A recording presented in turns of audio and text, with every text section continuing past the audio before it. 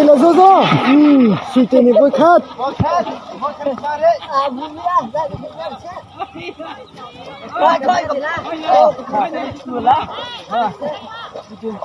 Suite la poux.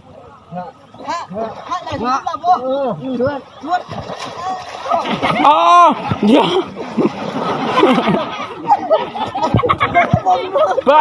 ไปนี่บ้างอาสาเอาไปนี่บ้าง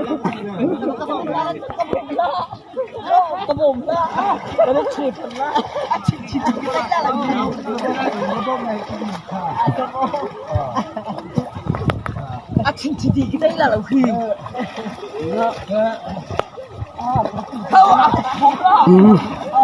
อันที่เราจะนำมาชิ้นโยเนี่ย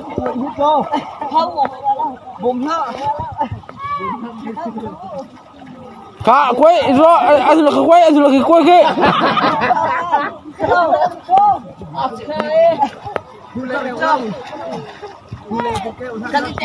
กประชุมเจ้กประชุมอนุสงฆ์เจ้กประชุมอนุสงฆ์เจ็ด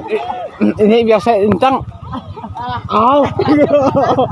ข้าจงว่าชิ้นดีดูแลจะได้แก้แก้ข้าเฮยังกูก็เจอฟังจินเลยฮะเทียมตกจังฮะอากุตัวด้านคือมันเจ้าเตะก็หุ่นละลามก็ทิลเวียร์ก็ข้าอาทิงมีสติเขาแล้วฟังจิลนะเทียมไงจังเสียปาร์ตมีจิล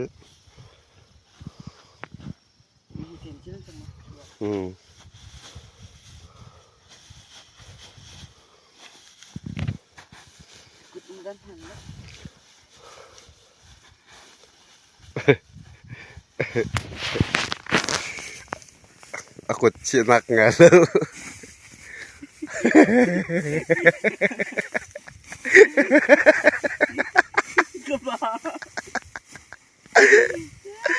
ayo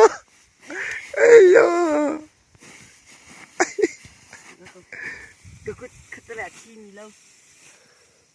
trồng vườn khăn thoát là cây mặn khăn thoát thì có là chứ đằng chứ